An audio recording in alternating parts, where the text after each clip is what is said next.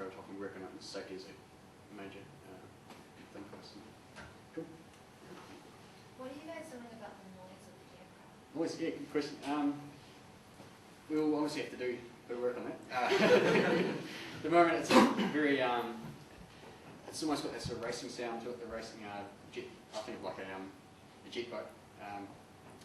Yeah, obviously muffler design and perhaps some sort of shrouding, that kind of thing.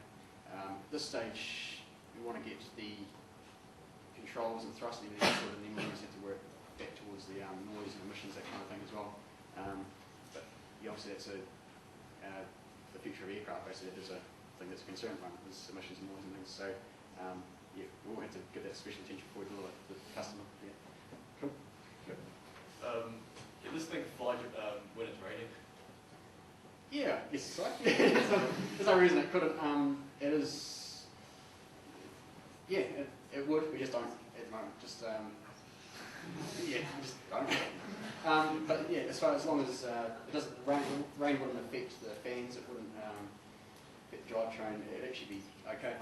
All the things like electronics and stuff, you'd have to make sure they're sort of to some sort of IP54 or some sort of rain standard, so there's no wear ingress and that kind of thing. But as far as technical aspects of it, definitely rain's not an issue flying it. Yeah, it's more wind is one of those things we're avoiding at the moment, especially gusty winds.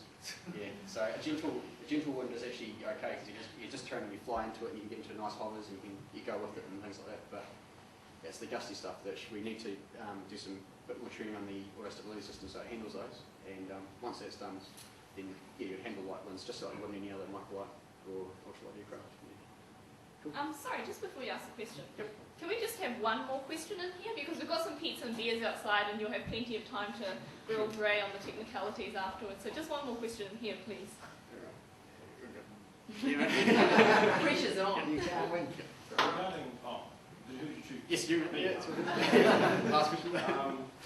Obviously, I have to get a license to fly this thing, but obviously there's airplanes flying around in that as well. Yep. So how do you? Sure.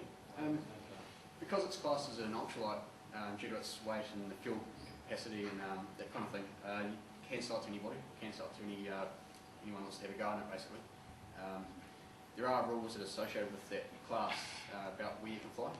Like you can't take your ultralight and fly it over the central city in Christchurch, or sorry, I'm in Auckland now, so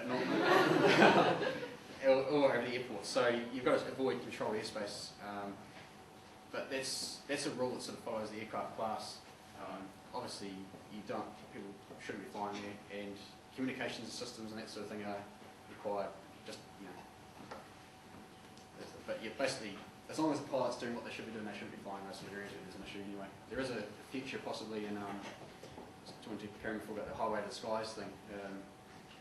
I'd love to see these in 10 years' time flying down, flying into cities, that kind of thing. But that will have to be very carefully controlled, just like it would for any other sort of basically personal aircraft.